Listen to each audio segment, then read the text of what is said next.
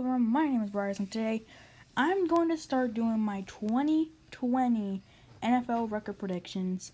I know I already kind of did this with the NFC North predictions, but I feel like I should do this a little bit more better. Like I'm not a professional at this. I'm not even. Okay, whatever. So, anyways, let's talk about the Bears' season and schedule.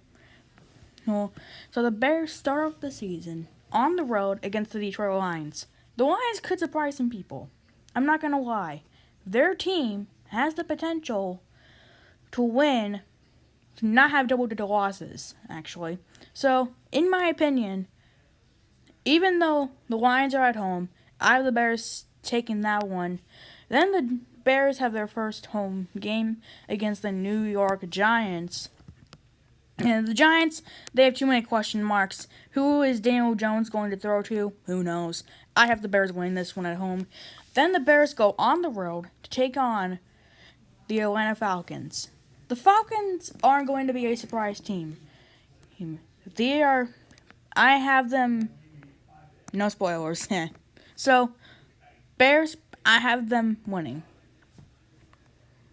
Then the Colts are on the road taking on the Bears, and the Bears are at home. Obviously, the Colts, they just got Phillip Rivers. They just added Michael Pittman, Jonathan Taylor. And they also, I don't know how, but in the fourth round, they got Jacob Eason for their new franchise quarterback of the future.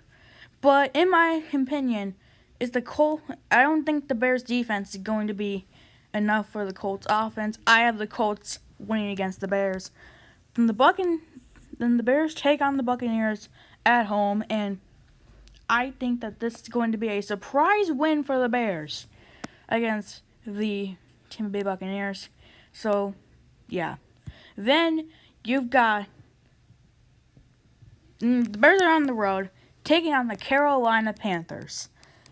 And in my opinion, the Panthers, their whole entire offense is pretty much Christian McCaffrey. So, yeah. And I also have and their defense is pretty much all rookies. They're all young, so yeah. Then the Bears are on the road to take on the LA Rams. The Rams, why did they release Todd Gurley? Who knows? But in my opinion, it's probably going to be another one of those lowest scoring matches for the Bears. Against the Rams, I have the Bears winning this one. Starting now, 6-1. Could surprise lots of people. But this is where you might hit a small stopping point. You are at home taking on the Saints. The Saints are a well-balanced team. I got the Saints winning that one. Then the Bears are on the road taking on the Tennessee Titans. I think that the Titans will take a next step and possibly win the division. So I have the Titans winning this one mostly because they're at home. But also because Derrick Henry is going to be unstoppable. Then you've got the Bears at home against the Minnesota Vikings on Monday Night Football. And because it's Monday Night Football, I'm just kidding. Kirk Cousins it's probably going to have a down year. And Dalvin Cook holding out, he could hold out for a decent part of the season. I've got the Bears winning against the Vikings at home. Then a Week 11 bye week. I love this bye week location. And I was hoping for a Week 10, Week 11 bye week. Anywhere from Week 10 to Week 12 or 13, I was hoping for a bye week in there. And I got a Week 11 one. Boom, perfecto. Then, coming out of the bye week, the Bears are just going to get smacked in the face by the Packers. So, in my opinion, because the Bears are on the road taking on Aaron Rodgers, I think Aaron Rodgers will find a way to score points. I have the Packers winning against the Bears. Then the Bears have got the Lions at home. Well, the Bears are at home, actually. So, the Bears are just going to win, I'll just say that. Then you've got the Houston Texans, carried by Deshaun Watson. And the Bears are at home for this one. And I'm gonna say this: the Texans are probably not going to win the division, and I don't have them winning the division. In my opinion, however, the Bears are a better team at home than people think. Bears get the win and move to 9-4. Then the Bears are on the road taking on the Minnesota Vikings. I think the Bears will lose once to the Vikings. So, in my opinion, and the Vikings get a win mostly because they're at home. Then the Bears have got some weird kind of smackaroonie game. And this could also be a useless game.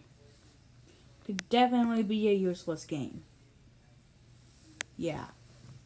And yeah, so maybe they could lose this game. I think Gardner Minshew will surprise lots of people, and the Jaguars will beat the Bears. Now, I'm trying not to be biased here. That's what I'm doing. Then the Bears,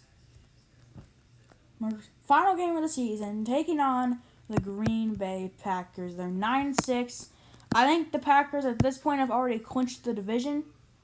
And so, I think the Bears will get the win because the Packers are resting their starters.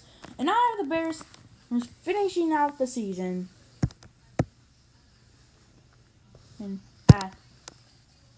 at 10-6, 4-2 in their division, and 6-2 at home, 4-4 on the road.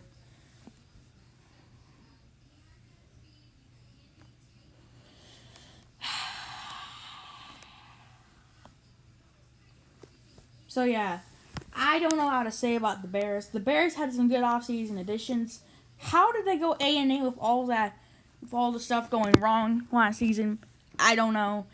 So, in my opinion, and the Bears' offensive line maybe got the smallest of smallest upgrades with signing German Ifedi. I think that he'll be your starting right guard. Even though he hasn't done great, I think he will do okay on the offensive line. He's better than Rashad Coward, I will say that. So, in my opinion, Bears go 10-6.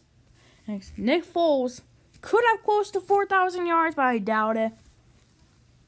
And